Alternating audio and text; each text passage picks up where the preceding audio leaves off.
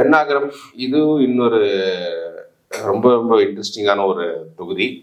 இந்த பெண்ணாகரம் தொகுதியை பத்தி சொல்லணும்னா, தமிழ்நாட்டுல எப்படி கெமிஸ்ட்ரி இது ஒர்க்கு வந்து ஒரு உதாரணம் சொல்றேன். கெமிஸ்ட்ரி இடைத்தேர்தல் ஒர்க் ஆனது பெண்ணாகரம் ஒரு சிறந்த உதாரணம். 2010 பெண்ணாகரம் இடைத்தேர்தலில் திமுக போட்டிடுறாங்க. அதுல வந்து அதிமுக போட்டிட்டு டெபாசிட். முதல் பொசிஷன் திமுக, ரெண்டாவது வந்து பாமக, மூணாவது அதிமுக, நான்காவதாக தேமுதிக ஃபினிஷ் ஆகிறாங்க.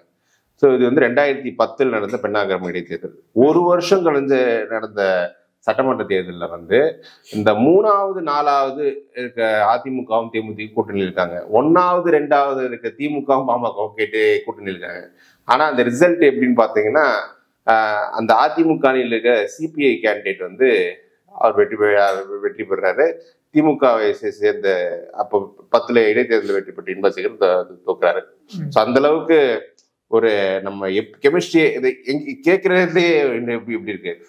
ஒரு கட்சி ஒன்னாவது இருக்கு, ரெண்டாவது முடிச்ச கட்சி கூட்டணி இருக்கு. அப்ப இயல்பாக ஃபர்ஸ்ட் வந்த பார்ட்டியை ஜெயிக்கணும். ஆனா மூணாவது நாலாவது கூட்டணி வந்த கட்சி கூட்டணி சேர்ந்து ஃபர்ஸ்ட் 2 பிளேஸ்ல முடிச்ச கட்சிகளை தோக்கடிக்குதுன்னா அப்ப கெமிஸ்ட்ரி இங்கதான் பெருசு. அல்டிமேட்டிக்கா கெமிஸ்ட்ரி இங்க விபரீதமா வேலை செய்யுது. அந்த மாதிரி ஒரு தொகுதி. இதுல வந்து 2016 அன்புமணி இந்த தொகுதி தான் தேர்ந்தெடுத்தார் போட்டியிடுவதற்கு. ஆனாலும் அப்போ வந்து அன்புமணி பார்லிமெண்ட்ல எம்பியா இருக்காரு. அப்ப 2014 அப்ப எம்பிக்கு ஜெயிச்ச அன்புமணி சட்டமன்ற தேர்தலில் தோக்குறாரு. 11 தோத்த திமுக வேட்பாளர் தோக்குறாரு. 21 வந்து அதிமுக கூட்டணி இருக்கும்போது பாமக வேட்பாளர் ஜி கே மணி இங்க ஜெயிக்கிறாங்க. அப்போ மும்முனை போட்டியில வெற்றி பெற்ற திமுக இருமுனை போட்டியில் தோக்குது.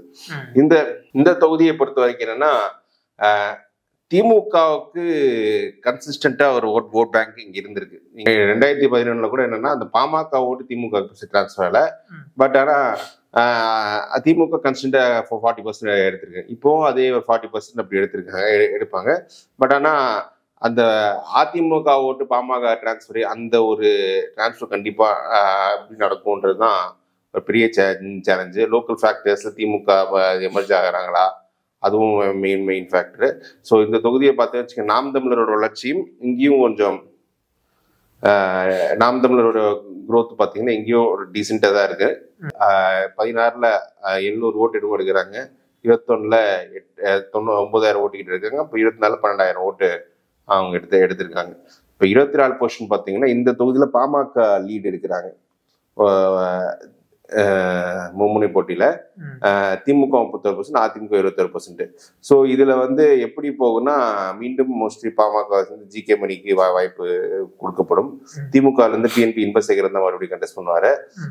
ரொம்பவே டைட்டா லோக்கல் ஃபேக்டர்ஸ் ரொம்பவே பிளே பண்ணும். ஒரு க்ளோஸ் ஃபைட்டு நான் ஜி கே மணிக்கு இங்க ஒரு எட்ஜ் கொடுப்பேன் நான்.